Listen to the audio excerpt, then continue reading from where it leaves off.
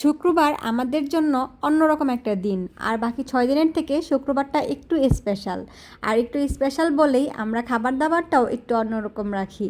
অন্য ৬টা দিন যাই খাই না কেন, আমাদের শুক্রবারে একটু ভালো-মন্দ না খেলে কেমন জানি শুক্রবার ফিল হয় না।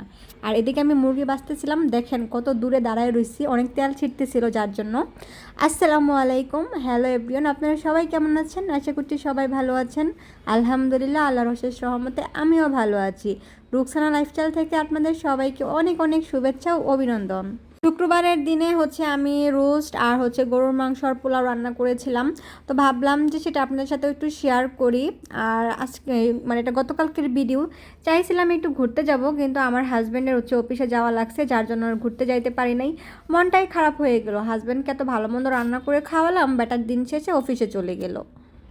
অনেকেই বলবেন 2 পিস রোস্ট, আবার এটাও ভিডিও করে দেখাতে হয়। আসলে আমরা বেশি কিছু রান্না করে ফালাই না, যতটুকু খেতে পারবো ঠিক ততটুকুই আমরা রান্না করি। আর দেখেন মাশাআল্লাহ অনেক সুন্দর হয়েছে, আর খেতেও কিন্তু ভারী মজা ছিল। আর অল্প একটু গরুর মাংস রান্না করতেছি, যেহেতু আমরা দুজন মানুষ, বেশি কোনো মানুষ নাই, আর আমার বেশি দিন রেখে কোনো খাবার খেতে ভালো লাগে না, যার জন্য আমরা যতটুকু খেতে পারবো ঠিক ততটুকুই রান্না করি। আমার হাজব্যান্ড বলেছে শুধু শুধু অপচয় করবা না, অপচয় করা ভালো না, যা খেতে পারবা তাই রান্না করবা, প্রয়োজনে বারবার রান্না করবা। তো এখানে আমি আবার গরুর মাংসর জন্য মাংস কষাচ্ছিলাম।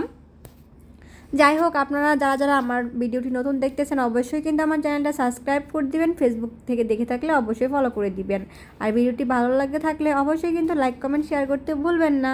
তো কারা কারা কোন জায়গা থেকে আমার ভিডিও দেখতেছেন অবশ্যই কিন্তু কমেন্টস করে জানাবেন। আর হ্যাঁ, যারা নতুন দেখতেছেন তারা কিন্তু অবশ্যই সাবস্ক্রাইব করবেন। এখানে দেখেন আমি মাংসটা ভালো করে কষিয়ে নিচ্ছিলাম।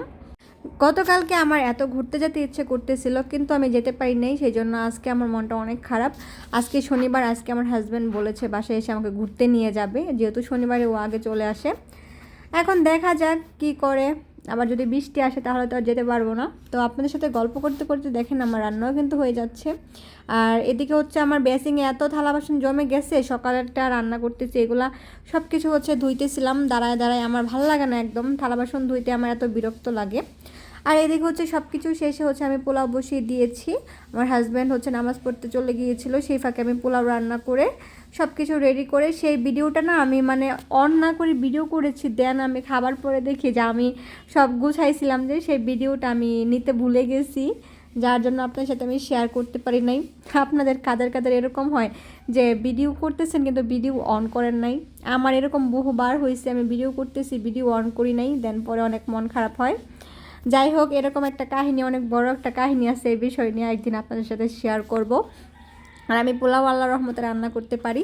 তো এই তো আমি খেতে বসেছিলাম, শুধু এইটুকু ছিল, কিন্তু বাকি আমি টেবিল সাজাইছি সেগুলো কিছুই নাই। যাই হোক, নেই তো কি আর করার। তো আমার ভিডিওটি দেখে অবশ্যই কমেন্টস করে জানাবেন কেমন লাগলো। তো আজকের মতো এই পর্যন্ত, সবাই ভালো থাকবেন, সুস্থ থাকবেন, আল্লাহ হাফিজ।